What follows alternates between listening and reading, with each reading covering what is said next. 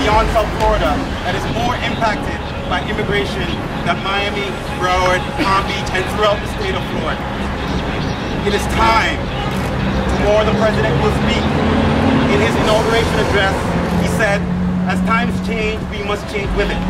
He also said that the moment is now and we must seize it. If we cannot say yes, dice que sí, di oui, to immigration reform, what else as Americans can we not say yes to? Tomorrow, this week, we will hear from the Senate, we will hear from the President, but now we need to hear from all Americans.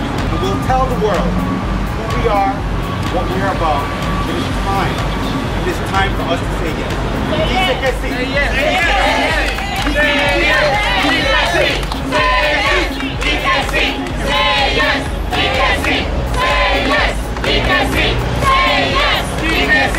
My name is Federico Baseiro. This is my girlfriend, Desis. She is a U.S. citizen, but she is here because she understands what it's like to be an undocumented immigrant. And she's here to fight for my rights also. We are privileged and honored to have a new champion in South Florida, our Congressman Joe Garcia. My grandfather came to this country and was prosperous. There is no greater city in the world that demonstrates what an open immigration system can achieve. What we need to do is move forward. Let me tell you why we're going to move forward. We're going to move forward because the country supports it, because Latinos demand it, because Democrats want it, and because Republicans need it. And that's simply a fact. We have to move forward. It's costing us $18 billion. We have the strongest border in our country's history. Last year, we had a net zero immigration in our country. When we keep spending money on a broken system, when we invest in a system that works, that grows our economy, moves our country forward, and gets us on the right path. My response is, it's time to move. The nation is ready to move, and this is the time to do it. Si se puede. Yes, we can. I applied for deferred action and I was able to qualify for it along with my little brother. But our parents still remain in the same situation as so many others, and that's why we're here, so that they can have something also. I am here just to support him in his struggle and many of the other dreamers struggle into a immigration reform.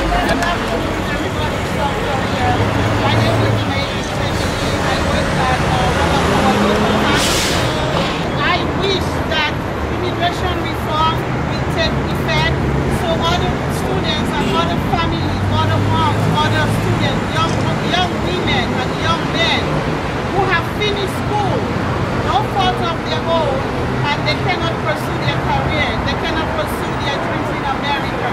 These young people can be our future, will be our future.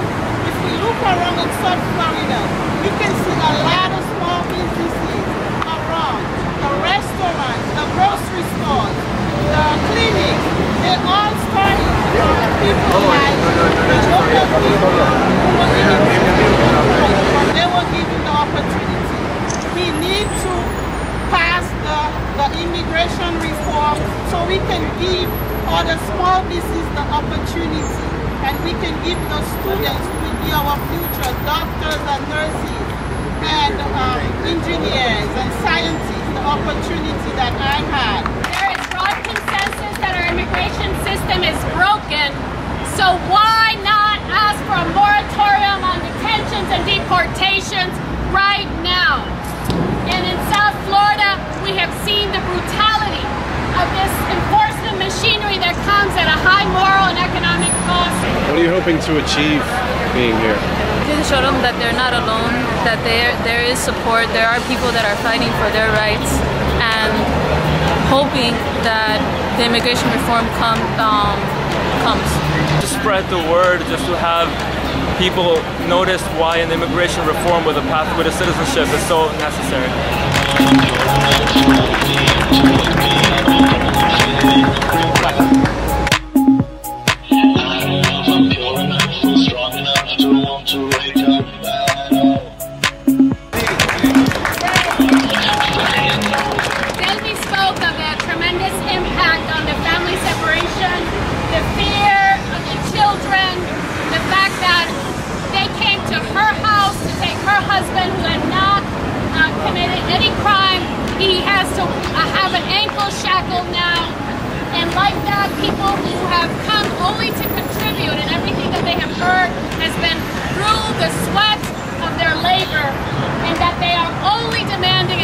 opportunity to contribute and to support their families here and abroad.